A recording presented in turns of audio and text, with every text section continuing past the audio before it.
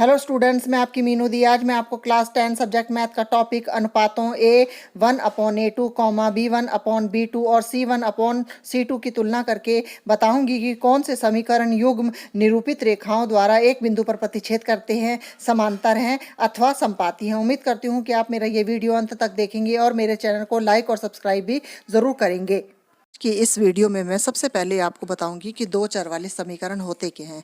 दो चर वाले समीकरण वे होते हैं जिसमें x और y दोनों होते हैं, वे दो चर वाले समीकरण कहलाते हैं।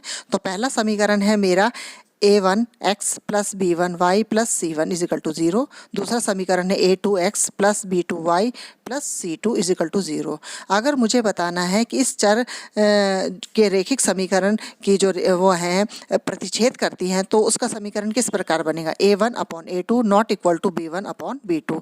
तो इससे पता चलेगा कि ये रेखिक समीकरण के जो हल रहते हैं, वो जो रेखाएं निकलती हैं वो प्रतिच्छेद करती हैं। दूसरा है, अगर मैं इसके हल निकालती हूँ a1/a2 is equal to b1/b2 is equal to c1/c2, यानी तीनों बराबर आते हैं तीनों के मान, तो वो रेखाएं समपाती हैं।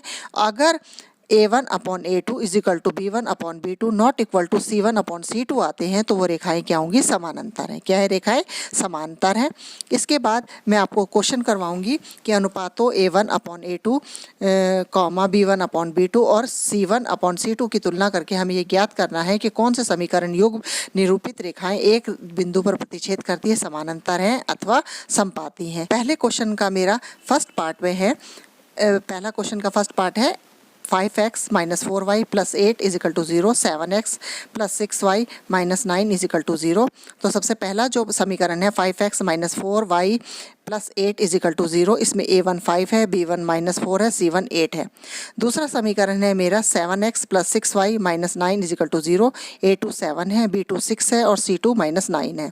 अब मुझे क्या करना है, अब हम वैल्यू a1/a2 इज इक्वल है b1/b2 c1/c2, ये सब नॉट इक्वल टू मैंने कैसे करे हैं, a1/a2 क्या आएगा 5/7, b1/b2 क्या आएगा -4/6 और c1/c2 क्या आएगा 8/-9। तो ये सभी एक दूसरे के बिल्कुल इक्वल नहीं है, इसलिए सब पे क्रॉस का निशान लगा दिया। ठीक है, ये नहीं आए, इसका मतलब क्या है, ये जो रेखाएं एक प्रतिच्छेद करती हैं, एक बिंदु पर प्रतिच्छेद करती हैं। ठीक है, तो ये मेरा पहले क्वेश्चन का आंसर है। इस तरह से हम समीकरण में a1/a2 b1/b2 सभी ज्ञात करते हैं और इस तरह से हम निकाल सकते हैं कि कौन सी रेखाएं एक बिंदु पर प्रतिच्छेद करती हैं। तो ये था आज का मेरा सेकंड क्वेश्चन है 9x plus 3y plus 12 is equal to 0, 18x plus 9y plus 24 is equal to 0। हल, सबसे पहला समीकरण लिखेंगे 9x plus 3y plus 12 is equal to 0, a1 है 9, b1 है 3, c1 है 12।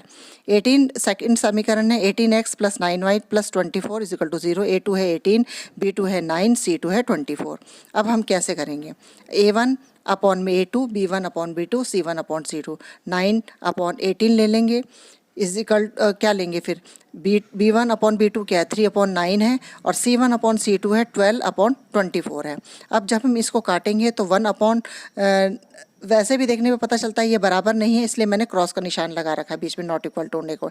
9 को 18 से काटेंगे 1/2 आएगा, 3 को 9 से काटेंगे 1/3 आएगा और 12 को 24 से काटेंगे तो 1/2 आएगा। तो हमारा क्या आएगा 1/2 not equal to 1/3 not equal to 1/2। तो ये क्या करती है, ये भी उसी प्रकार के कोई भी बराबर नहीं है, तो ये क्या है, एक बिंदु पर प्रतिच्छेद करती है। क्या करती हैं, एक बिंदु पर प्रतिच्छेद करती है। हम इस तरह से इस क्वेश्चन का हल निकालेंगे। ये था मेरा सेकंड क्वेश्चन जिसको मैंने इस तरह से निकाला है। ठीक है, अब मैं थर्ड क्वेश्चन करवाती हूँ। थर्ड क्वेश्चन है मेरा 6x minus 3y plus 10। Second समीकरण है 2x minus y plus 9 is equal to 0। सबसे पहले समीकरण क्या है 6x minus 3y plus 10 is equal to 0, a1 6, b1 minus 3, c1 10 है। 2x minus y plus 9 is equal to 0, a1 2 है, b2 जो है हमारा माइनस वाई है तो इसलिए -1 लेंगे, c2 क्या आएगा 9 आएगा। a1/a2 is equal to b1/b2 is not equal to क्या है c1/c2। किस तरह से आया, a1 क्या है 6, a2 क्या है 2 is equal to b1 minus 3 और b1 माइनस 3 और b2 -1 है ये, और c1 कितना है 10 है और c2 कितना है 9 है। अब 6/2 है तो 2 से काट देंगे 3/1 आ गया, ये भी -3 है, -1 को काट देंगे तो ये भी 3/1 आ जाएगा। और 10/9 किसी से भी नहीं करते, 10 के टेबल में आता है, 9 के टेबल में आता है, ये ऐसे ही रहेंगे। तो इसलिए क्या हुआ, A1/A2 is equal to B1/B2 आया है, परंतु C1/C2 नॉट इक्वल है। तो ये क्या आएंगे, समानांतर। ये क्या है, समानांतर। अगर इस तरह का समीकरण बनता है तो वो क्या आएगा, समानांतर। क्या आएगा, समानांतर आएगा, जिसमें A1/A2 is equal to B1/B2 है, परंतु C1/C2 नॉट नहीं इक्वल है इसके, तो ये आएंगे समानांतर। अब मेरा 4th क्वेश्चन है इसी प्रकार का। 3a पहला समीकरण है 3x + 9y + 12 is equal to 0। Second equation है 9x + 27y + 36 is equal to 0। तो पहला समीकरण क्या है, 3x + 9y + 12 is equal to 0। तो A1 3 है, B1 9 है, C1 12 है। सेकेंड समीकरण 9x + 27y + 36 is equal to 0। A2 9 है, B2 27 है, C2 36 है। तो इसमें A1/A2 is equal to B1/B2 is equal to C1/C2 लेंगे।